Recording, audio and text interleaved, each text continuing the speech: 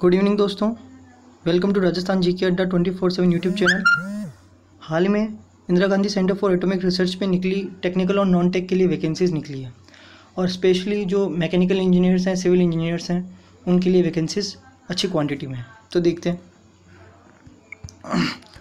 First of all अगर अपन देखें जो ग्रेड ए की पोस्ट हैं उसके अंदर जो ऊपर की 2 पोस्टें हैं ये सारी पीएचडी होल्डर्स और एमफिल होल्डर्स के लिए है। तो बेसिकली हायर स्टडीज़ यानी पोस्ट ग्रेजुएशन के लिए।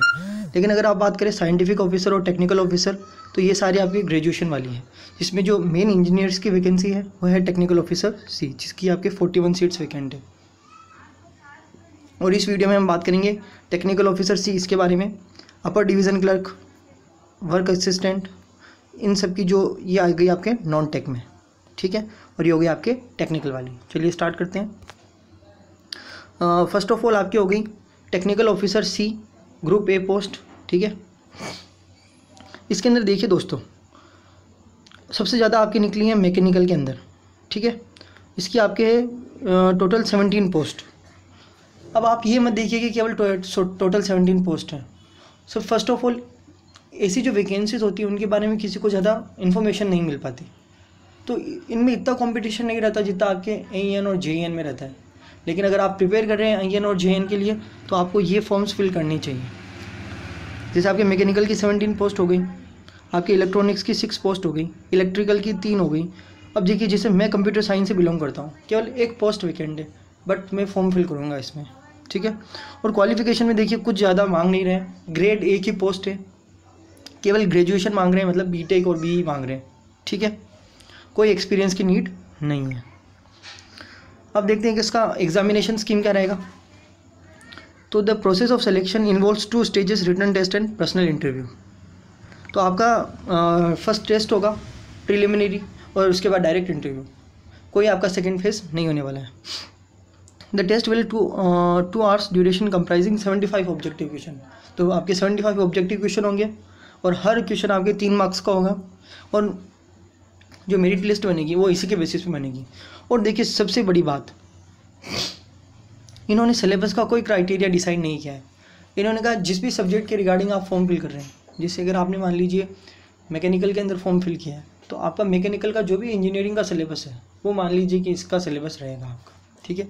तो अगर आप आईएन जेईएन की तैयारी कर रहे हैं, आरवीओएनएल की तैयारी कर रहे हैं, तो आपको ये फॉर्म फिल करना ही चाहिए। फॉर्म की फ़ीस भी ज़्यादा नहीं है, वो भी मैं आगे बताऊँगा। और ये हो गई वापस नॉन टेक वाली, ठीक है। तो नॉन टेक का थोड़ा सिलेबस डिसाइडेड है। ये जैसे आपके अपर डिवीज़न क्लर्क है, post is also identified for persons with benchmark disability, ठीक है। एजुकेशनल क्वालिफिकेशन केवल ग्रेजुएशन मांग रहे हैं। मिनिमम स्पीड ऑफ 30 वर्ड्स पर मिनट। सैलरी आपकी 25,500 रुपीज़। आप और इसका जो आपका सिलेबस है वो काफ़ी सिंपल है। General English, general knowledge, general intelligence and reasoning, quantitative aptitude.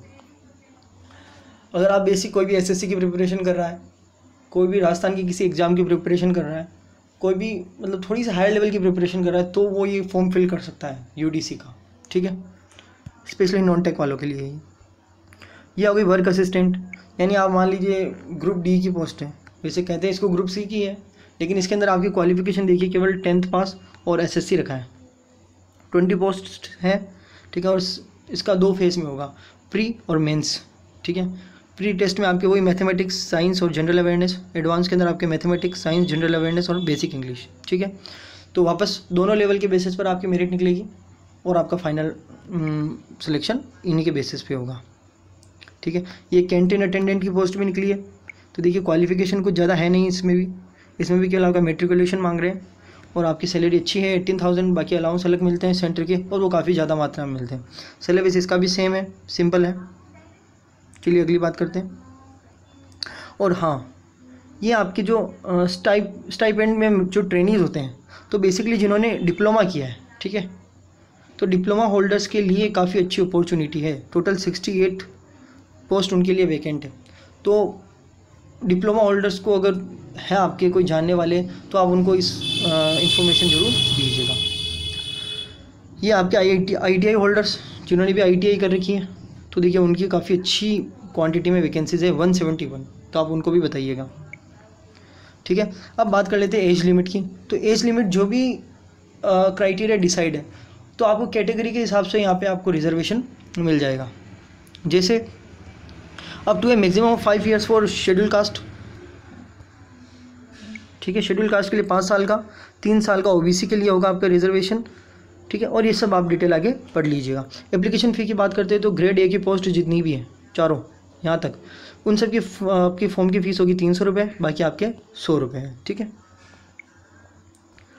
अब बात करते हैं सबसे इम्पोर्टेंट बात, आपके एग्जामिनेशन सेंटर कहाँ होंगे।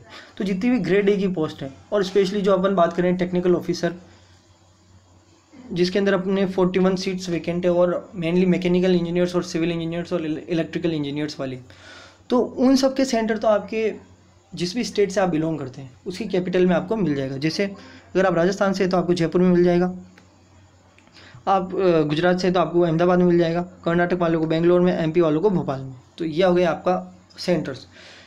But the negative point of group C vacancies are the online test for group C post will be held in the only following centres: Chennai, Coimbatore, Kanchipuram, Madurai. तो अगर कोई भी स्टूडेंट उधर से बिलोंग करता है या फिर उधर जाने की कैपेबिलिटी रखता है, तो प्लीज़ आप ये फॉर्म फिल कीजिएगा। मैं गारंटी लिख के देता हूँ कि सबसे कम कंपटीशन होता है इसी वैकेंसी में, ठीक है। तो ये बात कहने की थी। और कैंसिलेशन ऑफ द कैंडिडेचर आपको पता ही है कि भाई फॉर्म फिलिंग कैसे करनी है। और सबसे इंपॉर्टेंट बात है, अगर आप ये फॉर्म फिल कर रहे हैं तो फ़ोटो के नीचे डेट और नेम, ये दोनों मेंशन होने चाहिए, ठीक है। Thank you. फॉर्म का लिंक और जो नोटिफिकेशन का PDF है वो दोनों मैं आपको डिस्क्रिप्शन में डाल दूँगा। Thank you.